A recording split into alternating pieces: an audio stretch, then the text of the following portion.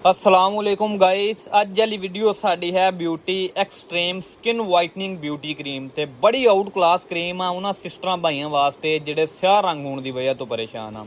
7 in 1 cream आ काले तो काले रंग नूं गोरा चिट्टा करने वास्ते, फेस ते मौजूद एक्नी पिंपल नूं रिमूव करने वास्ते, वाइट हैड ब्लैक हैड नूं रिमूव करने वास्ते, फेस ते मौजूद चेहरे ते मौजूद dark circle eye dark circle नूं रिमूव करने वास्ते, हत्थां पैरां दी वाइटनिंग विच इजाफा करने वास्ते, जिसम दे किसी भी बरूनी हिस्से दी वाइटनिंग ब्राइटनिंग च इजाफा करने वास्ते बड़ी ही आउट क्लास क्रीम आ।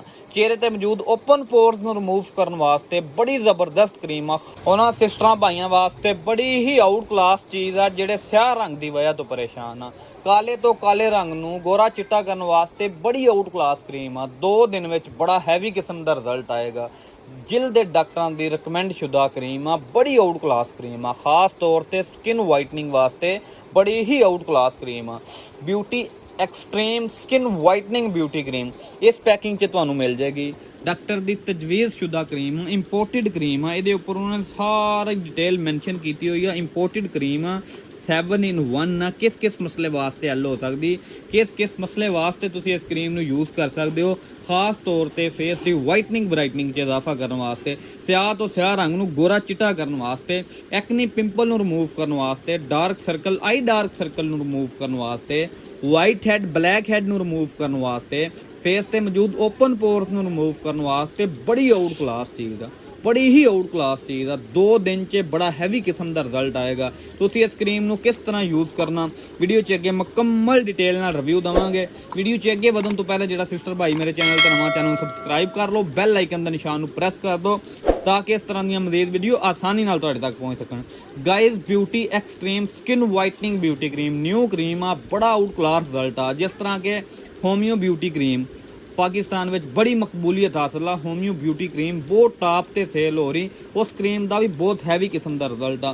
सेम होमियो ब्यूटी क्रीम वालियां दी ही क्रीम आ beauty extreme skin whitening beauty cream. Homeo cream नाल 3 दिनों च रिजल्ट आएगा, इस क्रीम नाल 2 दिनों च रिजल्ट आएगा। स्याह तो स्याह रंग नूं गोरा चिट्टा करने वास्ते बड़ी मफीद क्रीम आ। काले तो काले रंग नूं 2 दिनों च गोरा चिट्टा करेगी, बड़ी हैवी किस्म की क्रीम आ। तुसीं इस क्रीम नूं किस तरह यूज़ करना, अगर तुसीं इहदा तरीका इस्तेमाल यूज़ करन दा तरीका सही रखोगे इंशाल्लाह 2 दिनों च बड़ा हैवी किस्म का रिजल्ट आएगा। अनबॉक्स करके ओपन करके तुहानूं चैक करवा देने beauty extreme skin whitening cream इस पैकिंग च तुहानूं मिल जाएगी।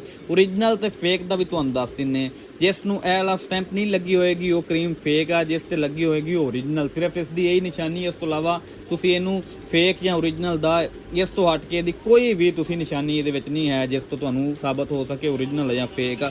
ओपन करके तुहानूं चैक करवा देने।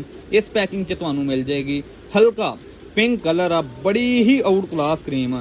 लेडीज़ जेंट्स दोनों वास्ते यकसा मुफीद आ। होमियो प्योर ब्यूटी क्रीम आलियां दी ही क्रीम आ beauty extreme skin whitening cream.